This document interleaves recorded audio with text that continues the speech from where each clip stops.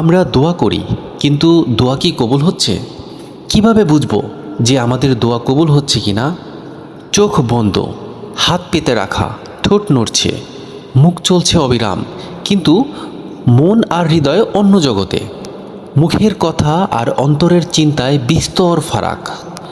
এই যদি হয় আল্লাহ রাব্বুল আলামিনের কাছে কিছু চাওয়ার সময় আমাদের মনের অবস্থা, তাহলে দোয়া কবুল না হওয়াতে আর আশ্চর্যের কি আছে বলুন? চলুন জেনে নেই যে গুরুত্বপূর্ণ চারটি বিশেষ ভুলের কারণে আমাদের দোয়াসমূহ আল্লাহ রাব্বুল আলামিনের কাছে কবুল হয় না। ১. হারাম উপার্জন। রাসূলুল্লাহ সাল্লাল্লাহু আলাইহি ওয়াসাল্লাম বলেছেন, এক লোক অনেক দূর থেকে সফর করে এসেছে। তার চুল কাপড় এলোমেলো, ধূলি ধূসরিত, আর সে তার দুই হাত আকাশের দিকে তুলে বলছে, ইয়া রব, ইয়া রব। অথচ তার খাবার হারাম, তার পানীয় হারাম, তার পরনের কাপড়ও হারাম, আর তার শরীর পুষ্ট হচ্ছে হারাম দিয়ে। এমন অবস্থায় কিভাবে তার দোয়া কবুল হতে পারে? সহিহ মুসলিম। আমাদের উপার্জনের প্রতিটি পয়সা যদি হারাম উপার্জন অথবা সুদ থেকে এসে থাকে, তাহলে কিভাবে আমরা আশা করতে পারি যে আল্লাহ সুবহানাহু ওয়া তাআলা আমাদের দোয়া কবুল করবেন? আল্লাহ সুবহানাহু তাআলা আমাদের জন্য সুদকে হারাম করেছেন, অথচ আমরা এমনভাবে সুদ গ্রহণ করি যেন এটা কোনো অপরাধই না। আল্লাহ সুবহানাহু তাআলা এবং তার রাসূল সাল্লাল্লাহু আলাইহি সাল্লাম সুদখোরদের জন্য যুদ্ধ ঘোষণা করেছেন। এত বড় হুঁশিয়ারি আসা সত্ত্বেও আমরা সুদ ছাড়তে পারি না। আফসোস যে আমরা আল্লাহ সুবহানাহু তাআলাকে খুশি করার জন্য এই সামান্য কাজটাও করতে পারি না। অথচ আমরা আশা করি যে আল্লাহ রাব্বুল আলামিন আমাদের সমস্ত গুনাহ মাফ করে দেবেন আর আমাদের সমস্ত চাহিদা মিটিয়ে দেবেন। কত বড় অবিবেচক আমরা। ৩. জিনা। আমরা অনেকে আল্লাহ তাআলার কাছে কিছু চাইতে থাকি, এমন অবস্থায় যে আমরা চাওয়ার মুহূর্তেও জঘন্য সব গুনাহে লিপ্ত। এগুলো এমন সব গুনাহ যার গোপনীয়তা আমরা সমাজের সামনে খুব সতর্কতার সাথে বজায় রাখি। অথচ যখন আমরা এসব করি, তখন আল্লাহ তাআলার দৃষ্টিসীমার মধ্যেই করি। জিনার ব্যাপারে ইসলামের নিষেধাজ্ঞা এতটাই কঠোর যে আল্লাহ তাআলা আমাদের এর ধারে কাছেও যেতে নিষেধ করেছেন। আর এতে জড়িয়ে পড়া তো অনেক পরের কথা। সূরা আল ইসরার ৩২ নং আয়াত।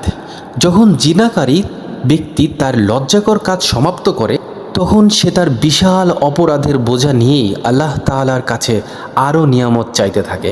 সুবহানাল্লাহ। এভাবে আল্লাহর সামনে হাজির হতে কি তার লজ্জা করে না? ৪ নম্বর বাধা হচ্ছে কবিরা গুনাহ।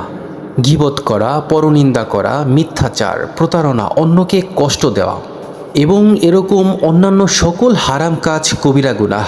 আল্লাহ তাআলা ত্যাগ করতে বলেছেন এবং এই সকল কাজের সাথে যুক্ত হতে নিষেধ করেছেন। আর আমরা মনে করি যে আমরা আল্লাহর অবাধ্যতা করতে থাকা অবস্থায় তিনি আমাদের দোয়া কবুল করবেন। কোন সাহসে আমরা আল্লাহ সুবহানাহু ওয়া তাআলার সামনে দাঁড়াই, যখন কিনা আমরা তার হুকুমের ঠিক বিপরীত কাজ করতে চলেছি? তবে আশার বিষয় হচ্ছে যে আমরা যেই বিষয় নিয়ে আলোচনা শুরু করেছিলাম তার আরও একটি দিক রয়েছে। যারা আল্লাহ তাআলার একান্ত বাধ্য, যারা তাদের আমলের ব্যাপারে আন্তরিক, যারা আল্লাহর ভয়ে গুনাহ থেকে বেঁচে থাকে আর আল্লাহ তাআলার সন্তুষ্টির আশা নিয়ে ভালো কাজ করে, দোয়ার প্রতিফল তাৎক্ষণিক না পেলেও তাদের হতাশ হওয়ার কোনো কারণ নেই। তোমরা কি ভেবেছো যে তোমরা এমনি এমনি জান্নাতে প্রবেশ করবে? যদিও তোমাদের অবস্থা এখনও তোমাদের পূর্ববর্তীদের মতো হয়নি। অর্থ সংকট, দুরবস্থা, ক্লেশ তাদের স্পর্শ করেছিল এতদূর পর্যন্ত যে এমনকি তাদের রাসূল এবং তার সাথে ঈমানদারগণ বলে উঠেছিল যে কখন আল্লাহর সাহায্য আসবে।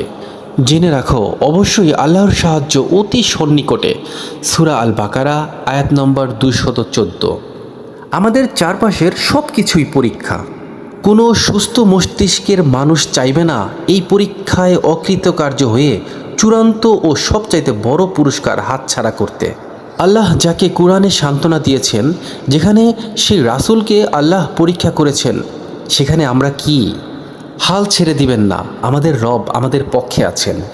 আন্তরিকতার সাথে চোখের পানি ফেলতে থাকুন। আল্লাহ তাআলার প্রতি সর্বোচ্চ ভরসা রেখে দোয়া করতে থাকুন। জেনে রাখুন, আল্লাহ আপনাকে নিরাশ করবেন না। রাসূলুল্লাহ সাল্লাল্লাহু আলাইহি সাল্লাম বলেছেন, যখন আল্লাহ তার কোনো বান্দাকে ভালোবাসেন তখন তিনি তাকে পরীক্ষা করেন।